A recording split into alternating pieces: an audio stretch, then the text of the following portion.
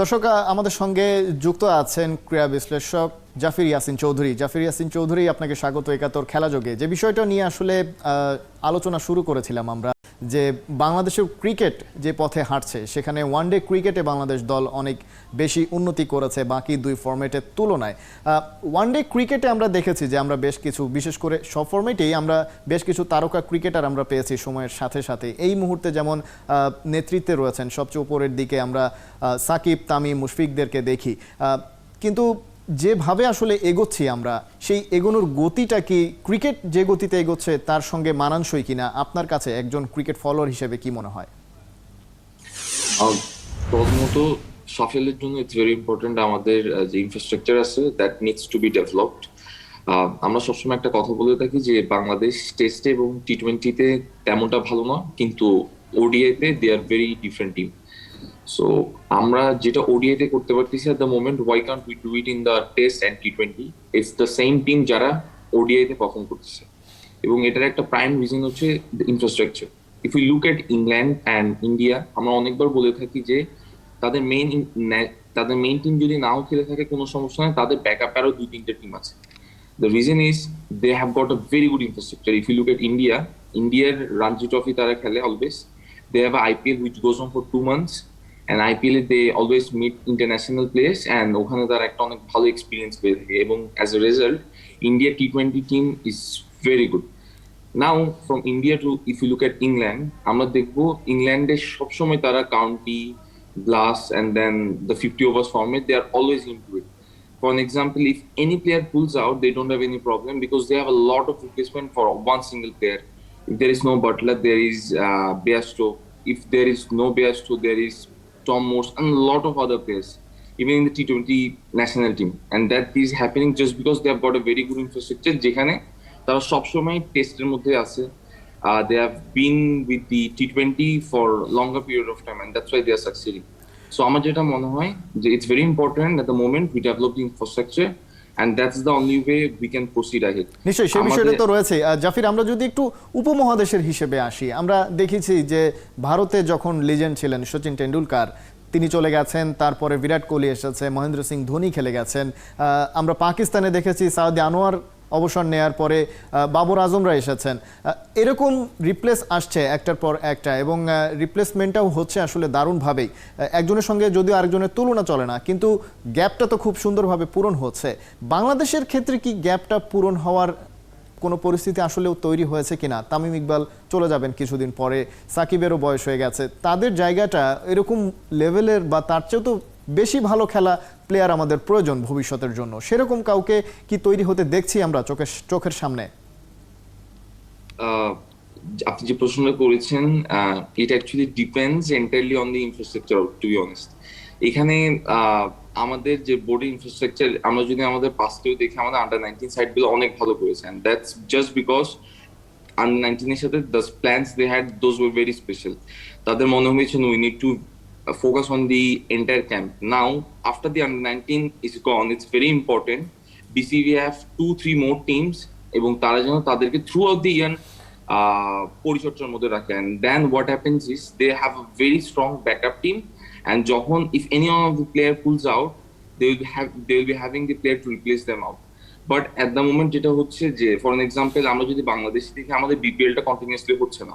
It's very important আমাদের BPL প্রত্যেক বছর হবে, and with best team owners there will be a very good team management. The players will be playing with a lot of international players. তখন একটা different type of experience হয়, you develop a lot of skills. But যখন আপনার ঘরোয়া league, it's not happening on a regular basis, and then Covid আসছে, কোভিডের কারণে প্রথমে ঢাকা প্রিমিয়ার লিগও পুরোপুরি হতে পারে না। So as a result these things actually hits you hard, and moreover to that, আমরা যদি ইংল্যান্ড দেখি, they have got a very good infrastructure. The players play for like 10 months on a regular basis.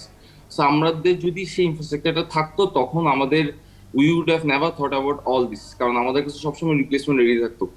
But at the moment, as we don't have a very good infrastructure, we don't have the replacements ready. For an example, if you look at Tamim, Sakib, Mushfiq, তারা সবসময় international ম্যাচের মধ্যে থাকে, and they are always match prepared. But if you look at the other players, they are not always match prepared just because they are not playing at the same level for a longer period of time, and when they come at international level they don't perform. So it is very important that we have a very good infrastructure, and we play test T20 on a regular basis, and this will only happen যদি আমাদের we have that mindset that no, আমাদের এই দুইটা ফরম্যাটে focus করতে হলে we need to make sure that we have a very good domestic league. অবশ্যই জাফির, যেটা আপনি বলতে চাচ্ছেন যে অর্থাৎ জাতীয় দলের বাইরেও একটা শক্তিশালী অবকাঠামো প্রয়োজন, যেখানে কিনা ক্রিকেটাররা তৈরি হবে এবং তৈরি ক্রিকেটাররাও নিজেদের পারফরমেন্সগুলো ঝালিয়ে দেখার সুযোগ পাবেন, এবং ঘরোয়া ক্রিকেট সেটার একটা বড় অংশ হতে পারে। ঘরোয়া ক্রিকেটে যে ক্লাবগুলো রয়েছে কিংবা যে ফ্র্যাঞ্চাইজিগুলো রয়েছে, তারা নিজস্ব উদ্যোগে নিজেদের স্বার্থেই আসলে প্লেয়ারদেরকে ভালোভাবে তৈরি করার চেষ্টা করে থাকে বিভিন্ন দেশে, আমরা দেখেছি।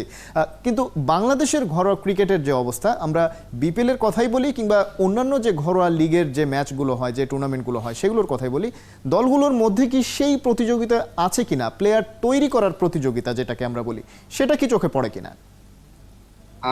অ্যাকচুয়ালি আমার চোখে পড়ে না। আমার কাছে যেটা মনে হয় সেটা হচ্ছে Dhaka premier league, apart from Dhaka premier league, যে আদার প্রিমিয়ার লিগস গুলো আছে তাদের standard actually very low.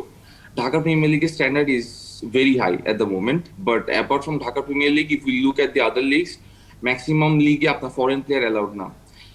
The moment you start playing with the foreign players, at that moment of you start understand, no, a player এইভাবে খেলছে, I need to adopt myself with these conditions in this manner. But at the moment, apart from Dhaka Premier League, if you look at the other leagues, the standard is very poor. Even in the other divisions, there are not much stadiums. এটা একটা অনেক বিশাল factor হয়ে দাঁড়ায়। Even the facilities in the other divisions are not that great as Dhaka.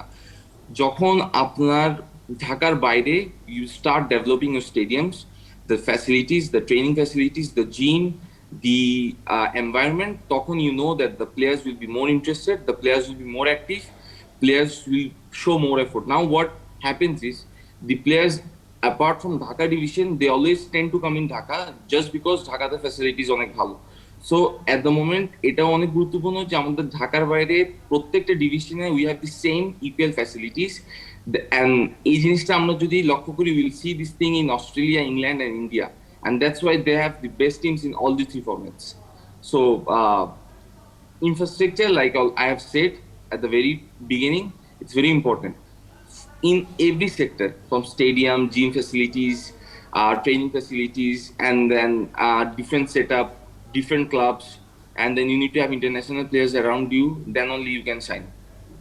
নিশ্চয়ই আপনি বলছিলেন যে ঢাকার প্লেয়ারদের একটু সুবিধা বেশি থাকে। ঢাকা প্রিমিয়ার লিগের কথাই বলি কিংবা যে কোনো লিগের কথাই আমরা বলি, বাংলাদেশের ঘরোয়া ক্রিকেটে সব কিছু আসলে ঢাকা কেন্দ্রিক আমরা দেখেছি।